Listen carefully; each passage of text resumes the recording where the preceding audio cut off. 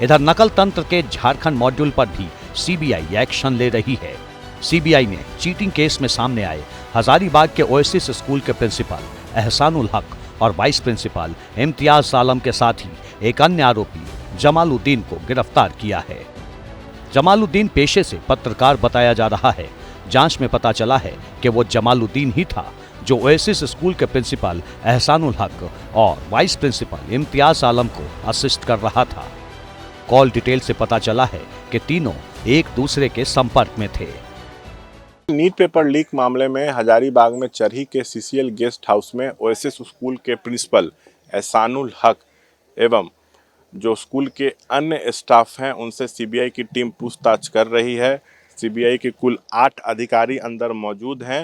एहसानुल हक समेत 7 लोगों से जो है पूछताछ जारी है। एहसानुल हक को सीबीआई ने कस्टडी में ले लिया है। शक है कि ओएसिस स्कूल से जो नीट का पेपर है वो लीक हुआ है, तो सीबीआई जो है पूरे मामले में जो है जांच तेज कर दी है और एहसानुल हक से भी जो है लगातार जो है पूरे मसले पर पूछताछ की जा रही है। वह हजारीबाग में नीट परीक्षा कराने के लिए सिटी कोऑर्डिनेटर भी थे। उनके अंडर में ओएसिस समेत कुल 5 सेंटर थे, तो अन्य सेंटरों पर किस तरह परीक्षा का संचालन हुआ उसके बारे में भी एहसानुल हक से जो है वो पूछा जा रहा है।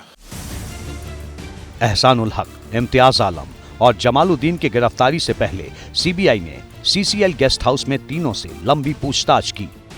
इस दौरान तीनों से संजीव मुखिया और सिकंदर यादवेंदु से संपर्क को लेकर भी सवाल किए गए। हालांकि अब तक पूछताछ में कोई सटीक जवाब मिलने की खबर सामने नहीं आई है। इधर सीबीआई पेपर लीक से जुड़े हर एक सुराग को खंगाल रही है। आरोपियों से पूछताछ की जा रही है, लेकिन अभी भी पेपर लीक की सभी कड़ियों का जुड़ना बाकी है, क्योंकि जांच जैसे जैसे आगे बढ़ रही है नए खुलासे और जांच का दायरा बढ़ता जा रहा है। चीटिंग के नेटवर्क में बिहार, झारखंड, दिल्ली, यूपी, गुजरात और महाराष्ट्र के बाद अब कर्नाटक का नाम भी जुड़ गया है। मुंबई के साकीनाका में नीट काउंसलिंग सेंटर चलाने वाले डायरेक्टर को कर्नाटक पुलिस ने गिरफ्तार किया है।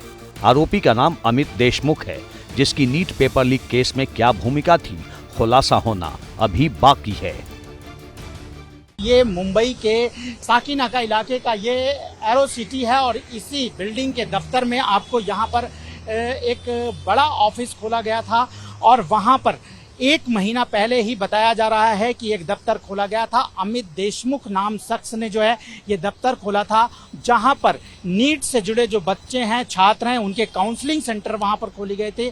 लेकिन जो है जैसे ही ये मामले बढ़ रहे थे, पता चला कि रातों रात जो है कर्मचारियों को बोला गया कि कल आपको नहीं आना है और उसके बाद जो है वो सेंटर पूरी तरह से बंद हो गया। रातों रात जो है करीब 40 से ज़्यादा वहाँ पर जो सिस्टम, कंप्यूटर सिस्टम लगाए गए थे, लैपटॉप थे, वो गायब कर दिए गए और 60 कर्मचारी जो रखे गए थे, जब वो वहाँ पर आए तो पता चला कि सेंटर बंद है। पेपर लीक केस में अब तक 20 से ज्यादा आरोपियों की गिरफ्तारी हो चुकी है। पटना के खेमनीचक इलाके में मौजूद learn play school and boys hostel से लेकर मुंबई के साकीनाका में मौजूद काउंसलिंग सेंटर तक लीक तंत्र के कई ठिकाने भी सामने आ चुके हैं।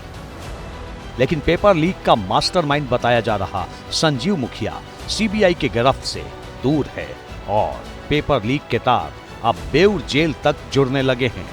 जैसे ही घड़ी का काटा दोपहर 2:30 पे आए, बबीता जी का दिल सास बहू साजिश के लिए मचल जाए। और ये है इनकी बहू, पूरे दिन ऑफिस की टेंशन हो जाए गॉन जब ये करें अपना फेवरेट शो फ्री टाइम पे ऑन। इनकी तरह आप भी देखिए अपना फेवरेट शो अपने टाइम पर और डाउनलोड कीजिए एबीपी लाइव ऐप अपने स्मार्ट टीवी पर।